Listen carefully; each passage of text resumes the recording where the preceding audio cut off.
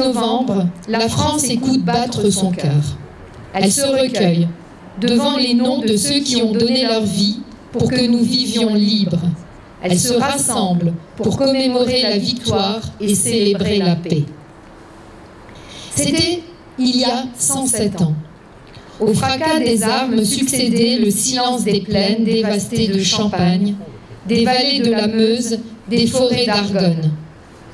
Ce silence portait le poids immense de ceux qui étaient morts durant 4 années dans les grandes batailles, couchés dessus le sol ou ensevelis sous la boue.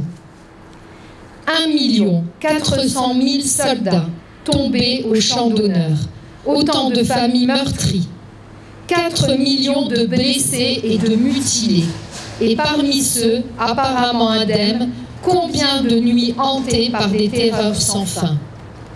Chaque année, devant les monuments de nos communes, les générations se rejoignent.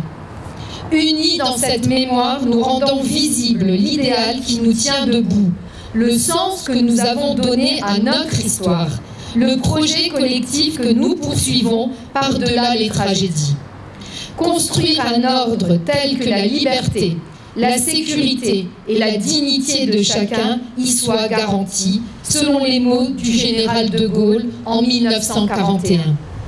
Ce projet porte un nom, la République. La République a donné à chaque soldat mort pour la France, aussi anonyme soit-il, d'être honoré à la place la plus élevée, celle qu'occupe la tombe du soldat inconnu sous l'Arc de Triomphe. En lui s'incarne le sacrifice de tous les morts pour la France, d'hier et d'aujourd'hui, jusqu'à ceux qui, loin de chez eux, sont tombés en Indochine, en Algérie, dans les Balkans, en Afrique, en Afghanistan, au Levant.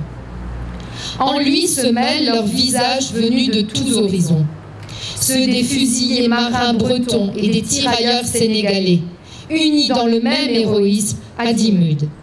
Ceux tombés à Verdun et sur les plages de Provence, ceux des francs-tireurs et partisans et des résistants du réseau Alliance, ceux de ces combattants venus d'Afrique, du Pacifique, des Amériques et d'Asie, qui reposent désormais dans le sol de France, sous les croissants, les étoiles ou les croix des carrés militaires. Ceux des incorporés de force alsaciens et mosellans, pris dans le drame intime de leur conscience. Ceux qui croyaient au ciel et ceux qui n'y croyaient pas. Sur ce soldat, de tous les âges et de toutes les origines, la flamme du souvenir ne s'est jamais éteinte. Il y a 100 ans, en 1925, était organisé aux Invalides le premier atelier de confection du bleuet de France, devenu le symbole de la solidarité avec le monde combattant. Cette petite fleur qui poussait dans les tranchées témoigne de la force d'âme de la nation. Force d'âme qu'ont rappelé les commémorations du 80e anniversaire des débarquements, de la libération et de la victoire, dans une époque, la nôtre, où nous réapprenons que la guerre est possible.